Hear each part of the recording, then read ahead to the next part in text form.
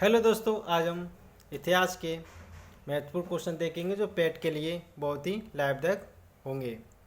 सबसे पहले हमारा क्वेश्चन रहेगा, पुरातात्विक स्थल इनाम गांव कहाँ स्थित है। ये इनाम गांव हमारा महाराष्ट्र में स्थित है। कहाँ पे? महाराष्ट्र में स्थित है। महाराष्ट्र में पुरातात्विक स्थल इनाम गांव महाराष्ट्र में स्थित है। इस स्थल पर चूल्हों सहित बड़े बड़े कच्ची मिट्टी के मकान और गोलाकार गड्ढे वाले मकान मिले। चलो दूसरा क्वेश्चन देखते हैं। महान स्नानागार कहाँ स्थित है। महान स्नानागार कहाँ स्थित है। महान स्नानागार कहाँ पे? मोहनजोदाड़ो में स्थित है। तीसरा क्वेश्चन देखते हैं। मोहनजोदाड़ो में सबसे बड़ी इमारत कौन सी है। मोहनजोदाड़ो में सबसे बड़ी इमारत ग्रेट ग्रेनरी है। पांचवा क्वेश्चन देखते हैं। सिंधु घाटी सभ्यता का कौन सा प्राचीन शहर अपने बंदरगाह के लिए प्रसिद्ध था।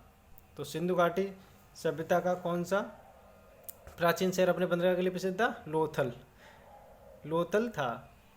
हड़प्पी नगर लोथल गुजरात के अहमदाबाद जिले में भोगवा नदी के किनारे स्थित है और लोथल सिंधु घाटी सभ्यता का प्राचीनतम स्थल है। ये भी क्वेश्चन ये इम्पोर्टेंट क्वेश्चन मतलब पॉइंट बनता है कि लोथल कहाँ स्थित है। सिंधु घाटी सभ्यता का प्राचीन स्थल है और भोगवा नदी के किनारे स्थित है। चलो नेक्स्ट क्वेश्चन देखते हैं। मोहनजोदाड़ो का स्थानीय नाम क्या है। मोहनजोदाड़ो का स्थानीय नाम है मृतकों का टीला। चलो इसका एक और पॉइंट देख लेते हैं जो इम्पोर्टेंट हो सकता है। मोहनजोदाड़ो सिंध भाषा शब्द जिसका अर्थ मृतकों का टीला है। इसकी खोज सर्वप्रथम 1922 में राखल दास बनर्जी ने की थी। ये भी इम्पोर्टेंट क्वेश्चन बन सकता है। इसकी खोज किसने की थी? तो 1922 में राखल दास बनर्जी ने इसकी खोज की थी। चलो नेक्स्ट क्वेश्चन देखते हैं। सिंधु घाटी सभ्यता के लोग किसकी पूजा करते थे। सिंधु घाटी सभ्यता के लोग किसकी? पशुपति की पूजा करते थे। सिंधु घाटी के लोग पशुपति की पूजा करते थे। इसका प्रमाण मोहनजोदड़ो से प्राप्त एक मोहर है। ठीक है। चलो नेक्स्ट क्वेश्चन देखते हैं। अब हमारे क्वेश्चन होंगे वैदिक सभ्यता के क्वेश्चन। वैदिक सभ्यता के क्वेश्चन हो गए। वैदिक सभ्यता का देखो, अब पहला क्वेश्चन देखते हैं। कौन सा वेद सबसे पुराना है? ऋग्वेद सबसे पुराना है।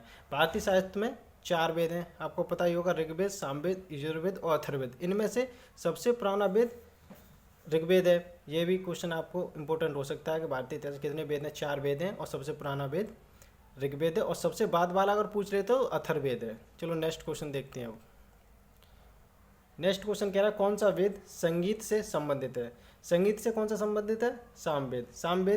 सामवेद अर्थ है जिसका संगीत और ज्ञान होता है। सामवेद संगीत से संबंधित है।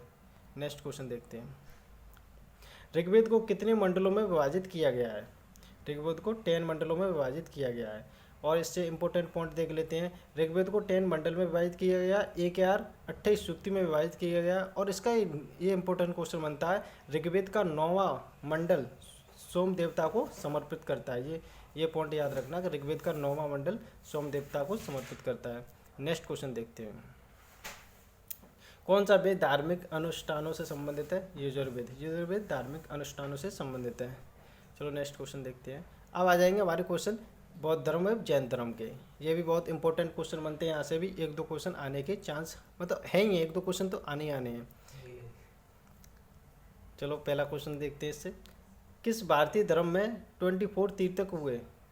तो 24 जैन धर्म में। जैन धर्म में कुल 24 तीर्थक माने जाते हैं जिन्होंने समय समय पर जैन धर्म का प्रचार किया। और जैन धर्म के प्रथम तीर्थक पूछ लेता है और अंतिम तीर्थक पूछ लेता है। ये 2 पॉइंट इंपॉर्टेंट बनते हैं। जैन धर्म के प्रथम तीर्थक होते हैं ऋषभदेव और अंतिम थे महावीर स्वामी जो 24 में थे और प्रथम ऋषभदेव। ये इंपॉर्टेंट बन जाते हैं, इसको भी याद रखना है। नेक्स्ट क्वेश्चन, भगवान महावीर स्वामी का जन्म वर्तमान में कहाँ हुआ था? बिहार में हुआ था। ये भी पॉइंट याद रखना है। नेक्स्ट क्वेश्चन देखते हैं। गौतम बुद्ध का वास्तविक नाम क्या है? गौतम बुद्ध का वास्तविक नाम था सिद्धार्थ। गौतम बुद्ध का जन्म कपिलवस्तु के लुम्बिनी नामक ग्राम में हुआ था, आम्र कुंज में, और 563 ईसी पूर्व में हुआ था। और इनकी माता का नाम इंपॉर्टेंट है, ये पूछ लेता है।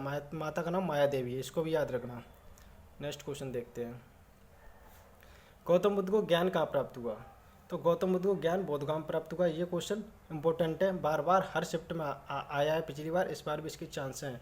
बोधगया में 6 वर्ष की कठिन तपस्या करने के पश्चात 35 वर्ष की अवस्था में वैशाख पूर्णिमा की रात्रि को पीपल वृक्ष के नीचे गौतम बुद्ध को ज्ञान प्राप्त हुआ और बौद्ध कहलाए। ये याद रखना। 35 वर्ष की अवस्था में इनको ज्ञान, मतलब 35 वर्ष की अवस्था में वैशाख पूर्णिमा की रात्रि को एक पीपल के वृक्ष के नीचे गौतम बुद्ध को प्राप्त हुआ, ज्ञान प्राप्त हुआ और ये बुद्ध कहलाए। ये भी इंपॉर्टेंट क्वेश्चन बन जाता है। कितने वर्ष की तपस्या करने के बाद? 6 वर्ष की तपस्या करने के बाद इनको ज्ञान प्राप्त हुआ। चलो नेक्स्ट क्वेश्चन देख लेते हैं।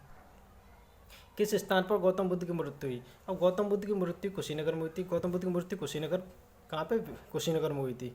और इनको बोधगया में ज्ञान की प्राप्ति हुई थी। ज्ञान की प्राप्ति पूछ सकता है, मृत्यु भी पूछ सकता है, इसलिए दोनों पॉइंट इंपॉर्टेंट बन सकते हैं, इसलिए मैंने ये एक्सप्लेन कर दिए हैं आपके सामने। आप इन दोनों को याद रखना। नेक्स्ट क्वेश्चन देखते हैं। चलो अब इतने ही क्वेश्चन थे। अगर वीडियो अच्छी लगी हो तो लाइक करो और दूसरों को भी शेयर करो, जिससे उनको भी फ़ायदा मिल सके।